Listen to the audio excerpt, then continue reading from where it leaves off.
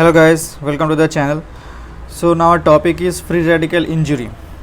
So free radical injury अभी हम cell injury पढ़ रहे हैं, उसी का एक टॉपिक है सेल इंजरी का, जो कि होता है फ्री रेडिकल से फ्री रेडिकल इंजरी. तो फ्री रेडिकल होते क्या हैं? देखो, फ्री रेडिकल एक्चुअली कुछ मॉलिक्यूल्स हैं जहाँ जिसके जो आउटर मोस्ट ऑर्बिट है वहाँ पे अनपेयर्ड इलेक्ट्रॉन्स रहते हैं. तो molecules with one or more unpaired electrons in their outermost orbit. ठीक है, ये है फ्री रेडिकल्स. तो ऐसे एग्जांपल्स हैं, देखो O2 माइनस मतलब सुपर ऑक्साइड रेडिकल, ये हाइड्रोजन पेरोक्साइड, ये भी फ्री रेडिकल है. हाइड्रोजन पेरोक्साइड को ऐसे फ्री रेडिकल की तरह ही देखना है.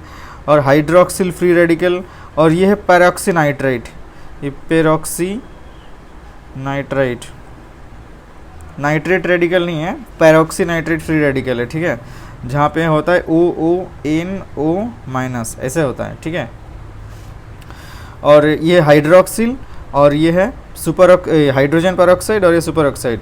ये चारों में से सबसे ज़्यादा पोटेंशियल फ्री रेडिकल इंजरी का किसका है, मोस्ट पावरफुल? ये हाइड्रोक्सिल, ये मोस्ट पावरफुल. ठीक है, हाइड्रोजन पेरोक्साइड का मोस्ट मतलब पावर ज़्यादा होता है फ्री रेडिकल इंजरी करने में. सो देखो, हमारे बॉडी में कुछ सिस्टम होते हैं जो फ्री रेडिकल जनरेट करते हैं. तो फ्री रेडिकल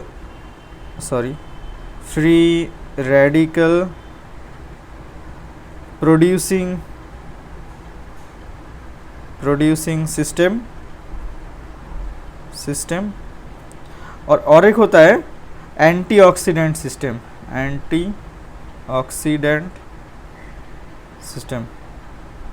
मतलब एंटीऑक्सीडेंट मतलब जो ये फ्री रेडिकल्स को न्यूट्रलाइज करते हैं, और ये फ्री रेडिकल्स को प्रोड्यूस करते हैं.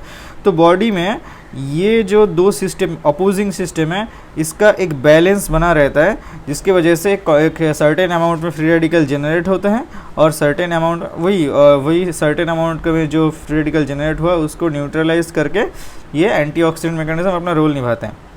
लेकिन अगर किसी भी वजह से ये फ्री रेडिकल प्रोड्यूसिंग सिस्टम अगर ओवर एक्टिव हो जाता है, या फिर एंटीऑक्सीडेंट सिस्टम मतलब उसका पावर अगर कम हो जाता है, उसका अपर हैंड अगर कम हो जाता है, तो क्या होता है, फ्री रेडिकल का एक्सेस हो जाता है हमारे बॉडी में. फ्री रेडिकल जिसे बोलते हैं ऑक्सीडेटिव स्ट्रेस. ठीक है, उसी को हम टर्म देते हैं ऑक्सीडेटिव स्ट्रेस का मतलब एक्सेस फ्री रेडिकल.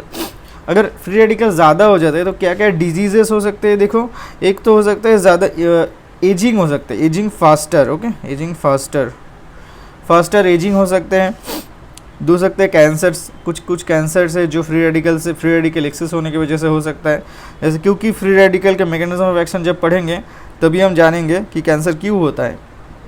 और तीसरा हो सकता है क्या, neuro degenerative disorder like AD मतलब एल्जाइमर्स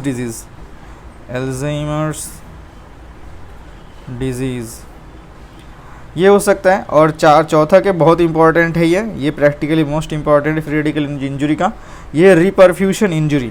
जब हम कार्डियोवास्कुलर सिस्टम पढ़ेंगे तो वहाँ पे जब मायोकार्डियल इन्फेक्शन होता है, MI मतलब इश्केमिया होता है, इश्केमिया की वजह से मायोकार्ड इन्फेक्ट मतलब क्या होता है, ये मायोकार्डियल इन्फेक्शन मतलब क्या होता है, इन्फेक्शन मतलब होता है localised area of coagulative necrosis. तो यहाँ पे क्या होता है, कुछ जगह डेड हो जाते हैं, कुछ सेल्स, उस टिश्यू के कुछ सेल्स नेक्रोस्ड हो जाते हैं. बाद में पढ़ेंगे कि नेक्रोसिस क्या होता है. वो एक टाइप का सेल डेथ है, नेक्रोसिस एक टाइप का सेल डेथ है. तो सेल डेथ होने के बाद जो मतलब मायोकार्डियल इन्फेक्शन का जो अटैक आता है, हार्ट अटैक आता है, उसके बाद जब हम रीएस्टैब्लिश करते हैं वहाँ पे सर्कुलेशन, तो वहाँ पे फिर से अगर यहाँ पे सर्कुलेशन रीएस्टैब्लिश हुआ, वो मायोकार्डियल इन्फेक्ट की जगह कुछ जगह जहाँ पे सेल डेथ हुआ, वहाँ पे फिर से ब्लड सप्लाई ज़्यादा होने से जो हीलिंग होता है, हीलिंग होने से पहले कुछ डैमेज और भी ज़्यादा होता है. क्यों? क्यों वहाँ पे ऑक्सीडेटिव स्ट्रेस बढ़ जाता है. वहाँ पे ज़्यादा, जहाँ पे कोई ब्लड सप्लाई नहीं था, वहाँ से अचानक से ब्लड सप्लाई इंक्रीज़ करने से जब हम मेडिकेशन के थ्रू उसका ट्रीटमेंट किया जाता है मायोकार्डियल इन्फेक्शन का, वहाँ पे ब्लड सप्लाई इंक्रीज़ किया जाता है. तो वहाँ पे पहले कुछ फ्री रेडिकल जनरेट होता है, और वो फ्री रेडिकल पहले डैमेज करते हैं उस सेल को, मतलब टिश्यू को, थोड़ा तो डैमेज तो हो ही चुका है, जिसकी वजह से हार्ट अटैक आया, मायोकार्डियल इन्फेक्शन हुआ। उसके बाद और भी ज़्यादा डैमेज होता है फ्री रेडिकल की वजह से हीलिंग से पहले, जिसे हम बोलते हैं रीपरफ्यूशन इंजरी। रीपरफ्यूशन मतलब परफ्यूशन को रीएस्टेब्लिश करना, मतलब ब्लड सप्लाई को बेस्ट रीएस्टेब्लिश करना। तो उसकी वजह से जो इंजरी होता है वो फ्री रेडिकल की वजह से होता है। बाद में जब सीवीएस सिस्टम पढ़ें, कार्डियोवास्कुलर सिस्टम पढ़ेंगे तो तब जानेंगे। तो देखो ये जो फ्री रेडिकल जनरेट कैसे होता है उसका एक मैकेनिज्म देख लेते हैं। सबसे पहले अगर इनइफेक्टिव ऑक्सीडेशन होगा, इनइफेक्टिव ऑक्सीडेशन अगर होता है तो पहले प्रोड्यूस होता है सुपर ऑक्साइड। सुपर ऑक्साइड के ऊपर सुपर ऑक्साइड डिसम्यूटेस काम करेगा, तो उसके बाद वो क्या होता है, हाइड्रोक्सिल फ्री रेडिकल प्रोड्यूस करता है। हाइड्रोक्सिल फ्री रेडिकल देखो ये भी हमारा फ्री रेडिकल है, इनइफेक्टिव ऑक्सीडेशन की वजह से हुआ। और हाइड्रोक्सिल फ्री रेडिकल भी ये एक फ्री रेडिकल है, हाइड्रोक्सिल फ्री रेडिकल। उसके ऊपर अगर आयरन काम करता है, आयरन Fe2+, जो Fe3+ में कन्वर्ट होता है, जिसे बोलते हैं हम फेंटॉन्स रिएक्शन। इस रिएक्शन के थ्रू हाइड्रोक्सिल फ्री रेडिकल मतलब मोस्ट पोटेंट, ये है क्या है, most potent free radical produce होता है ऐसे। तो देखो तीनों की तीनों ही फ्री रेडिकल जनरेट हो गए। अभी ये जो इसका एक मैकेनिज्म है, और भी ज़्यादा मैकेनिज्म हो सकते हैं, जैसे इसे यहाँ पे क्या दिखा है, सुपर ऑक्साइड डिसम्यूटेस। ये एंजाइम की वजह से ये सारे फ्री रेडिकल्स एक के बाद एक प्रोड्यूस हो रहे हैं। लेकिन ऐसे और भी एंजाइम्स हैं जो फ्री रेडिकल प्रोड्यूस कर सकते हैं, जैसे एक सुपर ऑक्साइड डिसम्यूटेस देख लिया यहाँ पे। इसको छोड़ करके और NADPH ऑक्सीडेज भी है और ज़ैंथीन ऑक्सीडेज है। ये 3 एंजाइम्स जो मेनली फ्री रेडिकल्स को जनरेट करते हैं, फ्री रेडिकल्स को प्रोड्यूस करते हैं। उसके हमारे बॉडी में डैमेजिंग जो एस्पेक्ट है वो उसको बढ़ावा देते हैं, ठीक है। अभी ऐसे हमारा डिफेंस सिस्टम भी है जिसे हम बोलते हैं एंटीऑक्सीडेंट सिस्टम।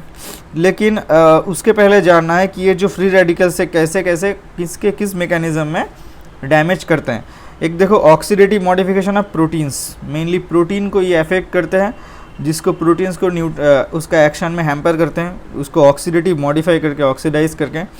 दूसरा है डैमेज टू DNA, सबसे इंपॉर्टेंट है, जिसके वजह से कैंसर हो सकता है, ठीक है। कैंसर डैमेज टू DNA में डैमेज, अगर कोई डैमेज की वजह से म्यूटेशन अगर हो जाता है तो वो कैंसर फॉर्म करता है, ठीक है। तीसरा है लिपिड पेरोक्सीडेशन ऑफ मेम्ब्रेन्स, मतलब सेल के मेम्ब्रेन्स को डैमेज करते हैं, उसके लिपिड को पेरोक्साइड, उसके सुपर ऑक्साइड फ्री रेडिकल से उसको मतलब डैमेज करते हैं, लिपिड का पेरोक्सीडेशन करते हैं, ठीक है। तो ऐसे ये जो डैमेज हुआ इसको रेजिस्ट करता है हमारा एंटीऑक्सीडेंट सिस्टम। तो एंटीऑक्सीडेंट सिस्टम मेनली 2 टाइप के होते हैं।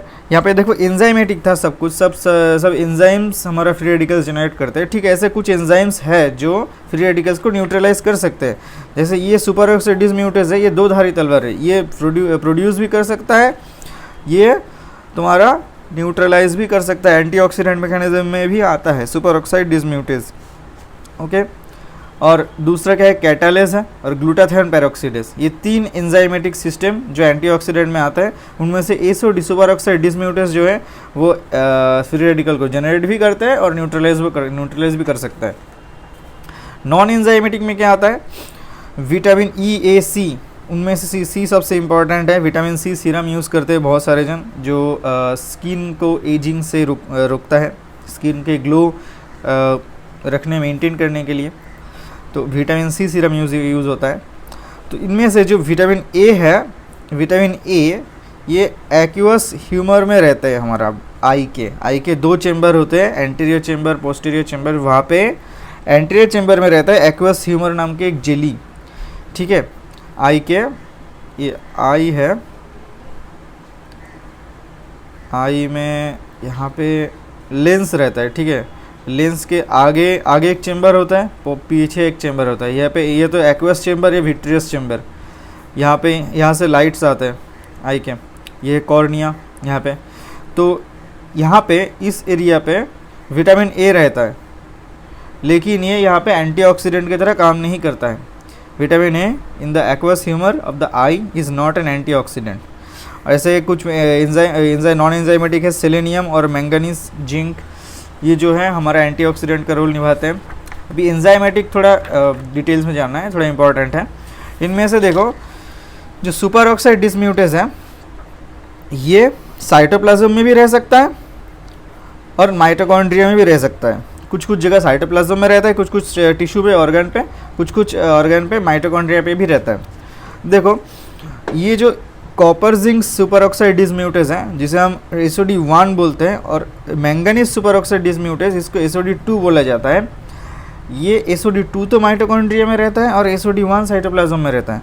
कि कॉपर से C for copper zinc super oxide dismutase, C for cytoplasm, ठीक है, तो ऐसे याद रखना है। लेकिन ये SOD1 जो है ये जो डिफेंसिव मैकेनिज्म, अगर ये म्यूटेशन हो गया, कॉमन है ये म्यूटेशन अगर हो जाता है तो जो डिसऑर्डर होता है उसे बोलते हैं एलिस और एमायोट्रोपिक। ये ब्रेन में रहता है, ठीक है, लैटरल स्क्लेरोसिस एलिस। जो ये SOD1 कहाँ का, ब्रेन का SOD1 अगर म्यूटेशन हो जाता है तो जो डिजीज़ होता है उसे बोलते हैं एमायोट्रोफिक लैटरल स्क्लेरोसिस, ठीक है। एक हो गया SOD था, किधर गया, तो एक तो हो गया SOD। दूसरा होता है कैटालिस। अब देखो कैटालिस क्या है, कैटालिस ये पेरोक्सिसोम में रहता है, एक ऑर्गेनेल है, सेल ऑर्गेनेल है पेरोक्सिसोम, वहाँ पे हाइड्रोजन पेरोक्साइड को न्यूट्रलाइज करता है। और तीसरा था क्या, ग्लूटाथायोन पेरोक्सीडेज बोथ साइटोप्लाज्म और माइटोकॉन्ड्रिया में रहता है। और इसका ये एक बहुत इंपॉर्टेंट एंजाइम है जो इंडिकेटर है, किसका इंडिकेटर है, ऑक्सीडेटिव स्ट्रेस का। देखो इंट्रासाइटोप्लाज्म साइटोप्लाज्म का जो ऑक्सीडाइज ग्लूटाथायोन है, देखो GASH, इस फॉर्म में रिड्यूस्ड ग्लूटाथायोन रहता है, ग्लूटाथायोन पेरोक्सीडेज, और क्या है ऑक्सीडाइज ग्लूटाथायोन GSG, इस फॉर्म में ये है ऑक्सीडाइज्ड और ए रिड्यूस्ड फॉर्म ग्लूटाथायोन। इसका अमाउंट का अगर रेशियो निकालते हैं तो जो रेशियो निकलता है उस रेशियो से पता चलता है कि ये oxidised glutathione to reduced glutathione का, उससे पता चलता है कि ऑक्सीडेटिव स्ट्रेस सेल के अंदर कितना है, ठीक है। सो फ्री रेडिकल्स का टॉपिक का हमारा जो सेल इंजरी में जो रोल था फ्री रेडिकल्स का, उसका बस इतना ही था इस वीडियो में। सो मिलते हैं नेक्स्ट वीडियो में, टिल देन गुड बाय।